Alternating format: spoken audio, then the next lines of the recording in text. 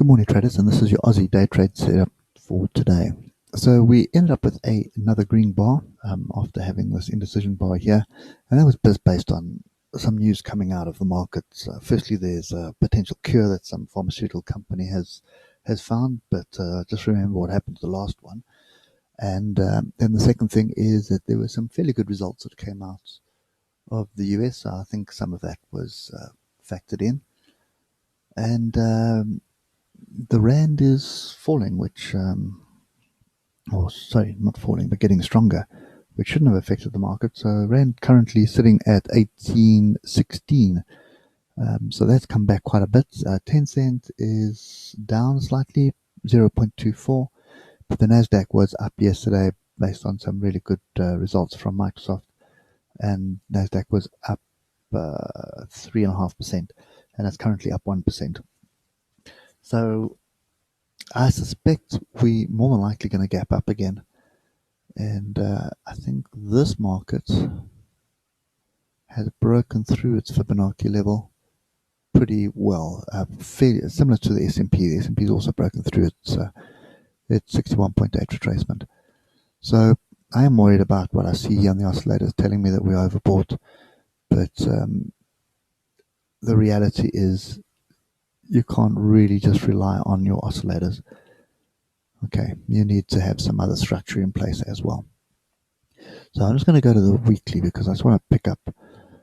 There's got to be a weekly level here where we're expecting something, and I suppose that is it. Okay, you can see how often we've rejected this level, how we've used it as support, used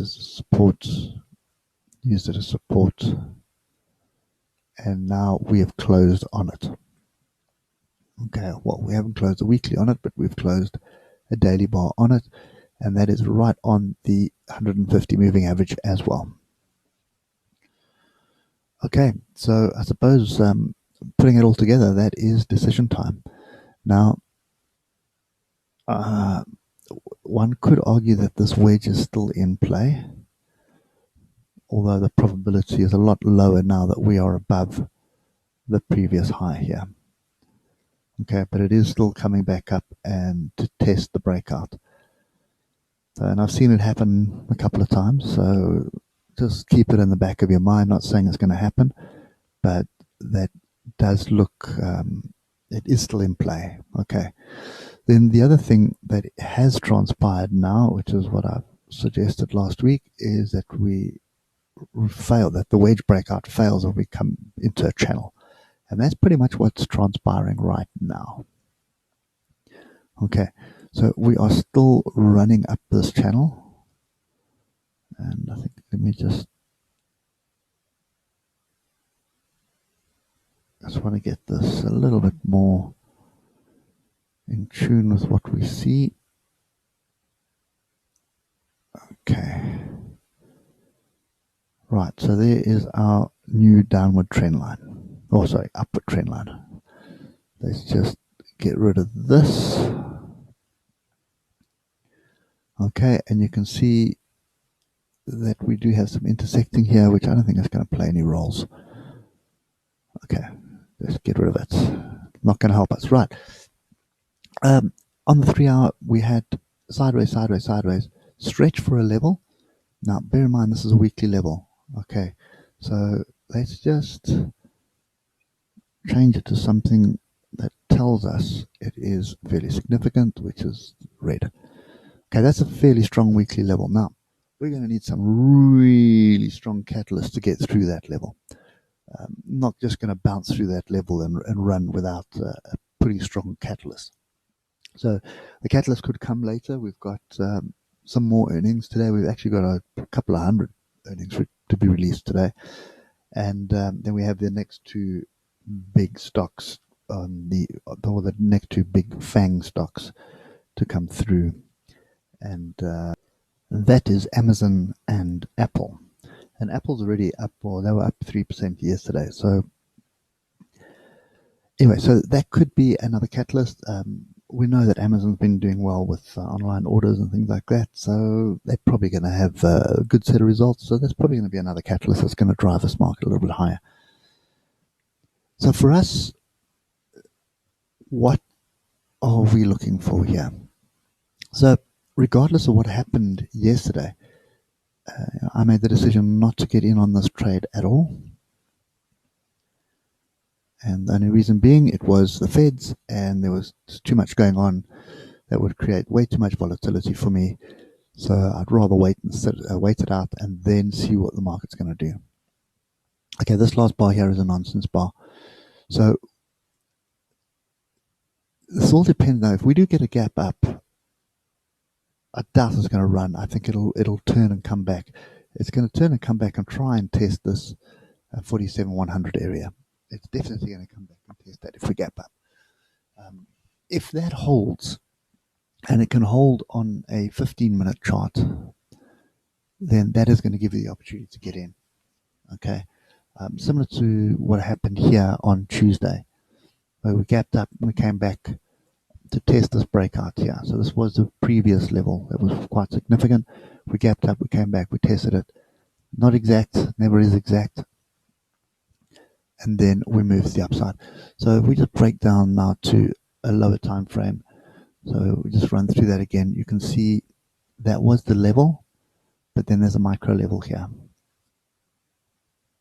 And that's normally what happens.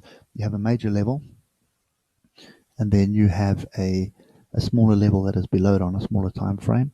And 9 times out of 10, that's the level that it goes for, and then it reverses and goes up. As you can see, the price action here is quite simple. Down, test this level. Up, break through the major level again, come back, test it, long it was. Okay, and then yesterday you had this sell-off, and that sell-off was coming back, obviously, to test this area here. Now, the problem with Aussie, it's really, you've got to allow yourself 200-point swings. So for me, the correct level was this one here. Okay, which is 46,348.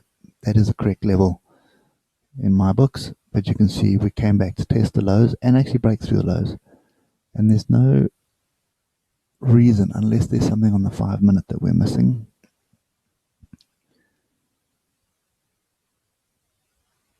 No, I suppose there it is there. So there's a 5-minute level there. Okay, so you see what I mean? There's a 5-minute level. That level above is a higher time frame. Okay, so it just shows you that what you want to do when you're drawing your levels, you get them in on the higher time frames, and then don't move it around. Just look on the lower time frames to see if there are other levels around it, and then just add them. And then watch price action on the levels.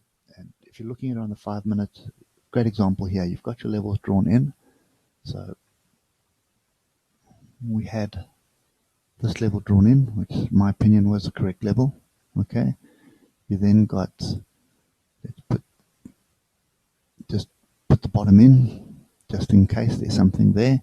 In actual fact, you could probably just use that Brooks gap there, just below the bottom level.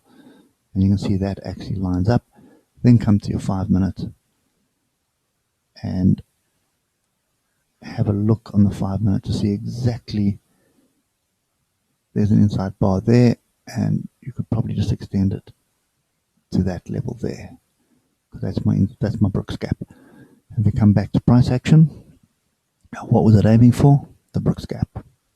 Okay, so that's pretty much the way I do this, is to watch it on the higher time frames and then draw my levels in. So that's what I'm looking for. Want to be long, want to be a final level. Where's my level? That's the pullback level. Those are the 3 areas that I've got. And you can see you get a pullback, you get a sort of an indecision bar there, trying to push through, and on the 3rd bar it breaks up. Doesn't quite give us a higher high if I just use that level there, but the next bar definitely gives us a higher high. So on the close of that bar, there it is. I have 127-point stop loss and a fairly decent trade that actually would have played out yesterday. Anyway, so that's kind of just to show you the importance of those levels. Okay, so what are we looking for today? So let's just use one of these there. There's a half decent pullback area. Let's get this off the hour. Okay, so there's an area that we're looking at, which is 46,737. I want to be long. This trend is to the upside. I want to see a pullback. There is a level. There is another level there, which is a Brooks gap on the hour, right? We can come down to 15, and this level here is another one, and then we have something right over there as well. Okay, so that's kind of what I'd be looking for. I'm looking for a pullback. This does look like a bit of a wedge on the top as well, going into close. So you'd expect sort of a pullback into this area, or alternatively a pullback into the Fibonacci. Okay, and Fibonacci is 61.8, so it's below this level here. Let's add another area in here, and you can see there is some significance here. There's a tail, there's a tail. I'm on the 15. That's a pullback into a support, which should give us an opportunity to buy. Okay, so pretty messy, but that is kind of the structure that I'd be looking at this morning. And what we'll do is just watch this on the 5 minute to see what transpires. If we do break above this level to the upside, I'm not really wanting to chase that. I want to see a pullback. I want to see it come back. I want to see it find support, and then I want to be getting in on that trade. So for me, this level to the upside, being a weekly level like that, in my experience, if you're going to chase that kind of level off the cuff, you're just asking for trouble. Okay, so the probability of it breaking through that on the way up, I mean, even here you can see we broke through. The next week we gapped up to try and get back above it, and that was a retest of it, which failed. Okay, so don't assume it is just going to rally through this and continue. It may close above it this week, and then you want to see a retest, and then you want to take the longs to the upside further. So for now, anything below is an opportunity to be long back into this level. Okay, so it doesn't give you much to play with because you're looking at something there. It's 400 point odd trades that you're looking at, between 400 and 500 point trade that you're looking at. And that's pretty much it. Until we see a break above this level and then come back and retest it and hold it, that is the area where you can get in for a decent swing trade to the upside. But for now, scalping is the name of the game, and any pullback is an opportunity to buy and take it back to the high. Okay, anyway guys, that's it for me today. I hope it helps, and we'll catch you later. Cheers for now.